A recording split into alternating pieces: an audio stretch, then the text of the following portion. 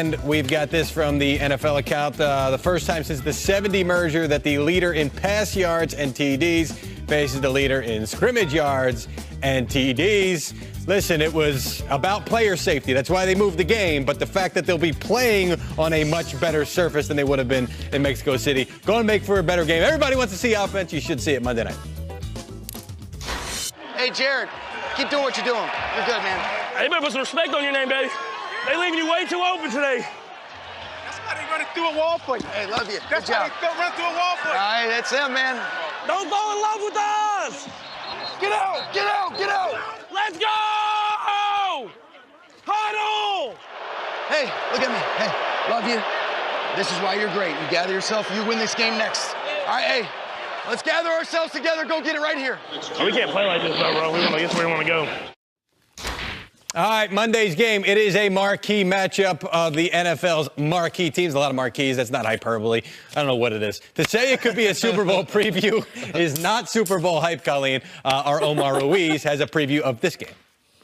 With so much attention on Todd Gurley and his MVP chances, Kareem Hunt telling me that, of course, his juices will be flowing a little extra on Monday night, wanting to have a big game himself, and he could have the opportunity to do so against a Rams defense that has given up the most yards per carry of any defense in the league. Hunt telling me they want to control the clock, keep Gurley off the field while still taking their chances downfield. When I spoke with Chiefs offensive coordinator Eric Bieniemy, he told me if they have to score 100 points and win in a shootout, they'll do that. They'll be focused on what they do offensively, which of course includes getting Kareem Hunt involved and not necessarily on playing keep away from the Rams' prolific offense.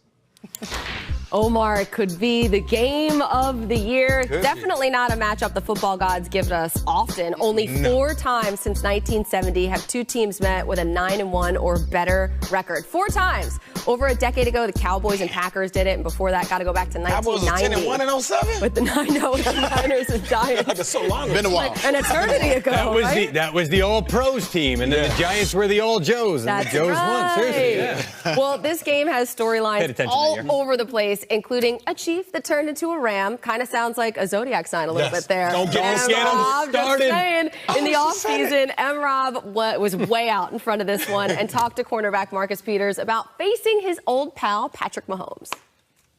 Talk about Patrick Mahomes, man. You got a chance to go up against him a lot at practice. What are you expecting in this game, and what can fans expect from Patrick Mahomes? I'm expecting turnovers, and I'm expecting to win.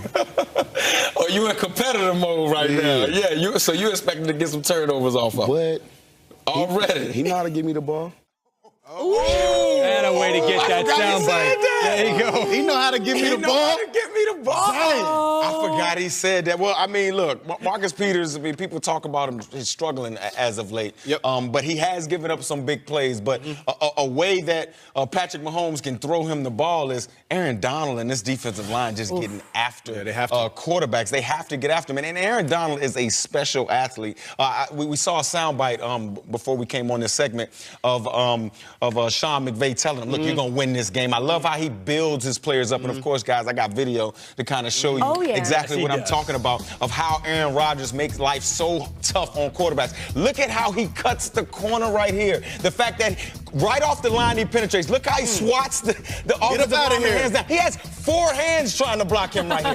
4. And I know it sounds simple. That's 2 grown men trying to block this guy, and they just can't do it. Look, Justin, Sweezy just can't make it happen right there. Look at this guy. He's naturally explosive. He's genetically dominant, man. I mean, and this guy is leading his team in sacks, 12.5 sacks from the defensive tackle position. Yes, Warren Sapp transcended that position a few years ago.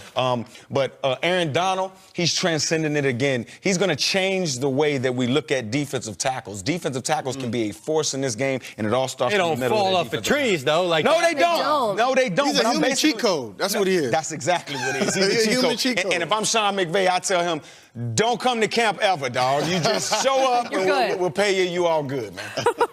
Yeah, it's true. And for me, I'm actually looking at a little Dee Ford action on the Chiefs side of things. He's their best pass rusher. He leads the team right now with 9 sacks. So he's going up against Havenstein, Rob Havenstein. And look, that's their best offensive lineman. And he has not been penalized at all this year. So that's a little strength on strength matchup there that you have to wonder, yeah, exactly how that'll go down. What do you guys think?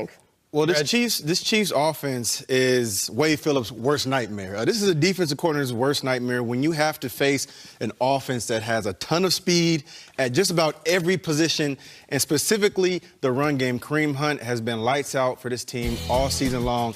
But he is going to benefit in a major way because right now the Rams are ranked 23rd against the run. So as good as Sue and Donald have been all year long applying pressure to the quarterback, they have not been that great at stopping the run. They're giving up over almost 5 yards a carry, average of 122 yards a game. That's because they always in pass rush mode because their offense is scoring 35 points. I'm glad you said that because when you have these types of games where this is so lopsided, right, where offense is really good and the defense is struggling, usually offensive coordinators want to run the ball as much as they can to chew up some of that clock and keep the other offense off the field. So I'm looking for a big day out of Kareem Hunt. I think if they hand him the football 20-plus times, he'll run for at least 150 yards. Is Andy Reid capable of doing that? Just lining up? Andy Reid, usually just running right at him. Don't get me wrong. He does a lot of motion shifts and manipulates the defender, but I'm talking about playoff ball. I'm talking about it's cold outside. Nobody wants to tackle. Yeah. Let's just line up.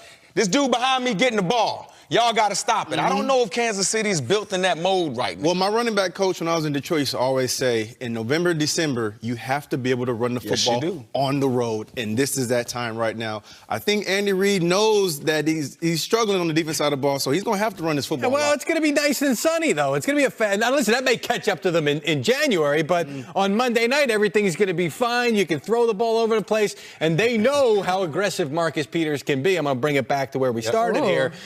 And I know there's been a lot of criticism from folks like us that have said the Rams actually think he's playing okay. He is, on that 72-yard touchdown against the Saints that everybody saw him trailing on, he was supposed to get help behind him, and he didn't throw his teammate under the bus on that one. I think we're going to show it coming up right here. They were supposed to be safety help, and he was before the snap. You can tell. Yeah, you can tell. He's signaling. He's saying, "Hey, this guy, watch my back, because I'm going to be up," and it wasn't there. So that's what you want from him, from a guy who.